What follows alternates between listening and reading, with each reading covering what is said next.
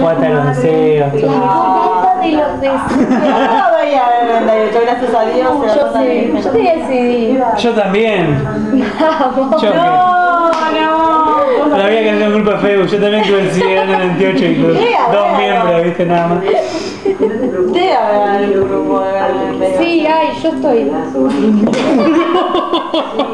Confesiones, después de tomar Dos vasos de Levite. Eso le pasa por tomar Levite. Muy rápido, le subió rápido el Levite. Bueno, chicos.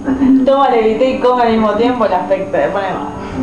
Los deseos que pedían eran malísimos encima. ¿Qué pedían? Carreras interesantes. Yo me tenía la camiseta de Boca y decía que Boca salga campeón.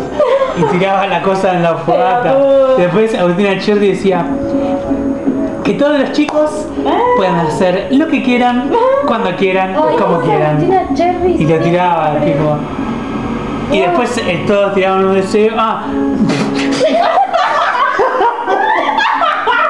Juan Ponce de León pedía poder tener una exitosa carrera como músico. Ay, pobre chabón, pobrecito. Esa cosa de veces es lo peor que podía tierra. Y termina Nahuel Muti diciendo que nunca dejemos de ser amigos. Y terminaba y Pues ella cierra. que nunca dejé de trabajar.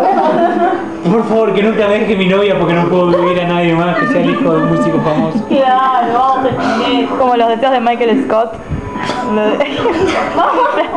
cerebro para aquí. Un cerebro para qué. Y a veces que saltando así como.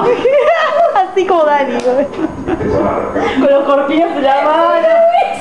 I'm praying for Kelly.